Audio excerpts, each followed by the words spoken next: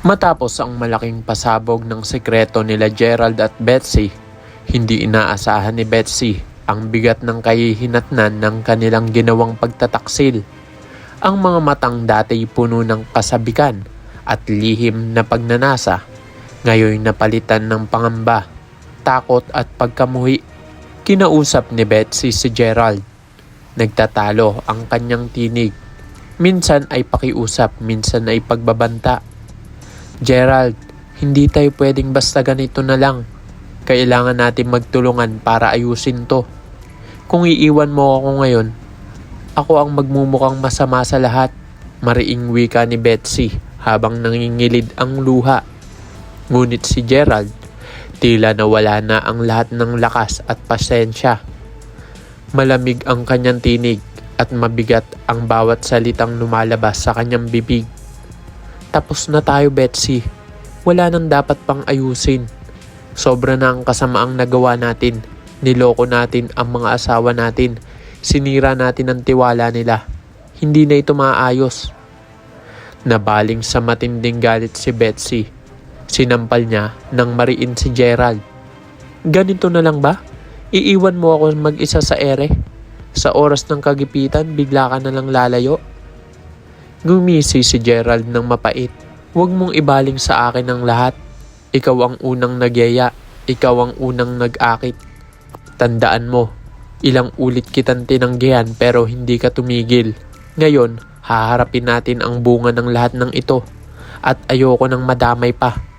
Samantala, sa bahay nila Robert at Gina, hindi kinaya ng puso ni Robert ang bigat ng lahat ng nadiskubre. Ang galit, sama ng loob at pagkadismaya ay bigla na lang sumabog sa kanyang dibdib. Napahawak siya sa kanyang puso habang nangingitim ang labit, nanginginig ang kamay. Betsy, Gerald, paano nyo nagawa sa akin to? Agad siyang isinugod sa ospital ng kanyang anak na si Gina. Habang halos mawala na ito ng ulirat. Ang sigaw ng mga doktor at nurse, ang kalampag ng stretcher, at ang iyak ni Gina ay nagsanib-sanib sa loob ng ospital. At sa isang iglap, inanunsyo ng doktor na kritikal ang lagay ni Robert. Sa pag-uwi ni Betsy, hindi inaasahan ni Betsy na higit pa sa sakit ng kanyang konsensya ang sasalubong sa kanya. Pagkabukas ng pinto, agad siyang dinampot ng kanyang ina na si Aling Susan. Sabunot, sampal at matinding mura ang kanyang inabot. Wala kang kwenta, Betsy. Ilang beses kitang binalaan. Tigilan mo na ang kalandian mo. Tigilan mo ang kinahihibangan mo. Ngayon, ayun. Muntik pang mamatay ang asawa mo. Hindi ka na nahiya. Napaiyak si Betsy, ngunit ang mga palusot niya ay hindi umubra sa kanyang ina. At sa matinding galit, sinabi ni Aling Susan, kung kinakailangan lumuhod ka sa paanan ni Robert para mapatawad ka, gawin mo. Kung hindi, maghanda ka. Dahil babalik tayo sa dati nating buhay na mas mahirap pa kaysa sa daga. Ano ang gusto mo? Magutom ulit tayo? Gusto mo bang mawala ng tahanan? Hindi nakapagsalita si Betsy. Ang kanyang ina mismo ang ngayon ay kanyang kalaban. Dala ng kahihiyang dulot ng kanyang kasalanan. Samantala, sa ospital, habang nakahiga si Robert sa ICU, pumasok ang doktor sa silid kung saan naghihintay si Gina. Mabigat ang balitang binitawan nito. Miss, comatose ang iyong ama. Hindi natin alam kung kailan siya magigising, pero patuloy natin siyang lalabanan para mabigyan pa siya ng pagkakataon. Napasigaw si Gina nang iyak. Ang kanyang mundo'y biglang gumuho. At sa labas ng ospital, isang mukhang matagal ng pamilyar ang nagpakita, si Betsy.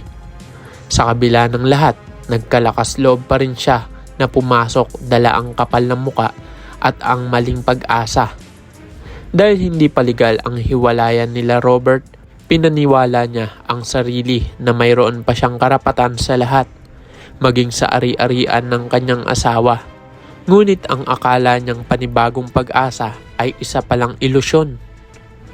Pagkatapos ng ilang linggo, unti-unting nagpakita ng senyales ng paggising si Robert at nang tuluyan siyang nagmulat. Hindi galit ang unang bumungad sa kanya, kundi determinasyon.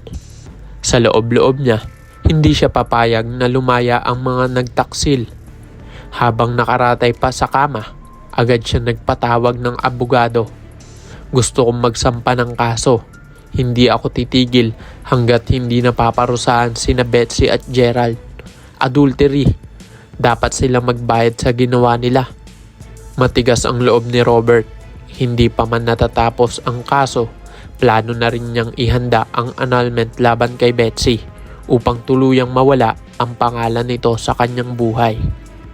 At sa muling pagbangon ni Robert, unti-unti ring bumalik si Vivian sa kanyang tabi, ang babaeng minsang nasaktan ngunit nanatiling totoo. Handang muling magsimula kasama siya. Habang si Gina naman, sa kabila ng lahat ng sugat at hapdi, ay natutong muling mangarap. Sa tamang panahon, makakahanap siya ng lalaking tunay na tatanggap at magmamahal hindi lamang sa kanya kundi maging sa kanyang anak. Pero para kay Betsy, hindi na niya maitatago ang katotohanan. Kung ano ang kanyang inakala na magiging kaligtasan, iyon pa mismo ang maglalagay sa kanya sa kapahamakan. Dahil oras na napatunayan sa korte ang kasalanan nilang dalawa ni Gerald, kulungan ang kanilang kahantungan. Ang lahat ng bagay na kanyang ipinagpalit para sa pansamantalang aliw, ngayon ay nagmimistulang abo na lang na naglaho sa kanyang mga palad. Ang tanong, kung ikaw ang nasa kalagayan ni Gina, na nakasaksi kung paano pinagtaksilan ang kanyang ama at halos ikamatay nito, kaya mo pa bang magpatawad sa taong minsan nagmahal ngunit lumapastangan sa inyong pamilya? Mag-iwan lamang ng komento sa ibaba kung ano ang iyong mga saloobin at suwestyon. Huwag mo na rin kalimutang i-like at mag-subscribe sa aking channel para updated ka lagi sa mga susunod ko pang i-upload. Maraming salamat sa inyong panonood.